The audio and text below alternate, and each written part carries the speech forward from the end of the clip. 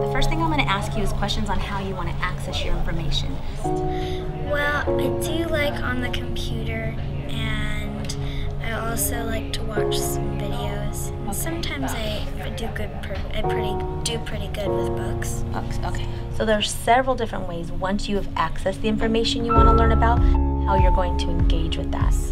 I like to discuss, and sometimes I kind of do like to work with the teacher.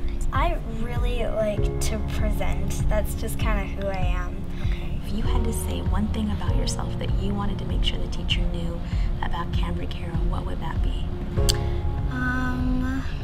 Well, what I want to learn. Well, one of my passions that I really like is acting, so I'm in a lot of the school plays. The average 4- and 5-year-old asks over 800 questions a day. When that child enters school, their questioning drops by 80%. And it's not because the kid's not thinking of those questions, it's not because they're not curious or inquisitive about things, it's because the school system is stifling that from them. We know that in the past, what they did in the 50s and 60s, which was to stand up before a classroom and to deliver this message in a kind of hope you all get this kind of way, isn't going to work anymore. It's not going to be as successful. So what are we going to do? Pledge allegiance to the flag of the United States of America. Kids are learning all the time. If we can capture more of their learning time for things that they need to know or want to know that will suit them on their trajectory to what they want to be and do, then we just capitalize some time that would have been lost to us otherwise. We manufacture kids by birthdays, but we know that that's not how we learn. And so we need to build a system that can support that student learning that allows kids to go at their own pace and meet their own needs and to help them excel in the things that they're good at. We used to talk about students as the soil, and that we as educators sprinkled the seeds of knowledge into the soil and the students soaked it up and they learned and prospered and all that sort of stuff. The students aren't the soil, but the students are the seed. Because if you take a watermelon seed, for example, everything that watermelon seed needs to become a watermelon is already there in that seed. It just needs the right soil. So everything a student has to flourish and thrive and be who they are, they already have that within them. They just need the proper soil. So it's up to us, the adults, the educators, to provide the right soil for our students to thrive and grow.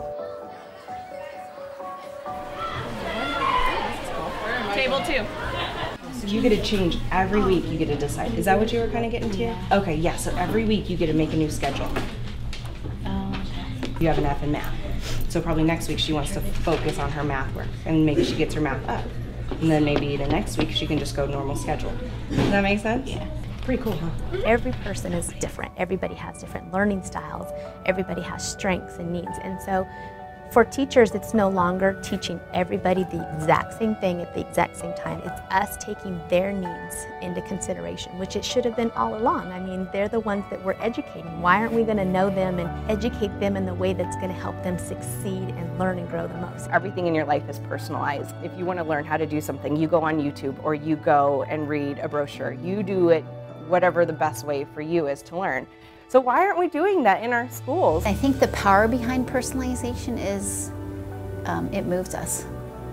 It ignites us, it inspires us. John Hattie is a researcher. He takes thousands of studies and he compiles them together. And he talks about students leading their own learning as having the highest effect size for achievement. And so isn't this just a manifestation of all of that research coming together and saying, personalization in the classroom truly does impact achievement, and we have evidence and validation of that research right here in Riverside. This makes sense. This makes sense that we're finally going to be doing something that is going to be engaging kids individually and reaching them in a way to interest them. And it's a lot more work for teachers. I get that, but it has the opportunity to have rich rewards for our kids. Personalized learning is to really have the students have a voice in how they learn. their interests, the pace in which they learn, the path in which they choose. Give kids the choice. I don't mean that they can choose to not do math, not do history, but choose to how they're going to do math, how they're going to do history. It applies to every student in your room, because as we get better at this, I can truly meet your needs where you're at.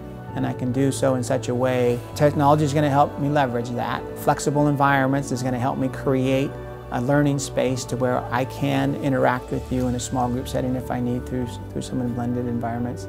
Now the difference is the learners, they choose the how. I'm not choosing the how for them anymore. I'm kind of, here are some options. And the kids are coming up with their own ideas, and they have much more power with that than if I handed them a worksheet. They're allowed to direct themselves and move at their own pace. They have checklists they can go through, everything's online, and so I'm not necessarily in the front preaching to the choir. I'm able to get in and talk to each individual. Okay, what are you doing today? What are you going to get accomplished? You're able to have those conversations because you're not just stuck at the front, you're in the midst of it. Why is that the answer? Because 3 minus 2 equals 1. It really shifted my mind on what education should and could look like. I think that's been one of the greatest things, is that our students are aware of how they learn. And that was a real challenge for them. Like, they're like, I don't know, like, no one's ever asked me these questions before. No one ever wanted to know who I was. We're their teacher for 1 year, but they are them their entire lives. So why not give them the power to know who they are? I think it's going to be the way that we're going to be actually seeing those leaps in academic performance that we've been asking for as a board. Give them that intensive, personalized learning and see them really shoot out ahead. We've done it with a couple of small programs already. We know that that kind of intensive effort works. And now we're getting to a mix of elements where it's possible. Just having devices is cheap enough. Having learning platforms is ubiquitous enough. Having content to curate, or the ways to create it, are easy enough and plentiful enough that it can just all come together and make something cool. Well, from a board perspective, personalized learning is not the wave of the future, but it is what we are doing now and what we need to do. It is what we need to do to pull all of those children in who maybe weren't so engaged, maybe didn't pursue that education. This is a way for us to engage all of those kids so that we move them all forward and we have a better and richer community because of it. We have done an excellent job of reaching a certain percentage of students for a long time. We need everybody. We need everybody for this country to be successful. We need everybody for more of our families to be successful. We need everybody for our communities to continue to be successful. We have to find a way. That's all.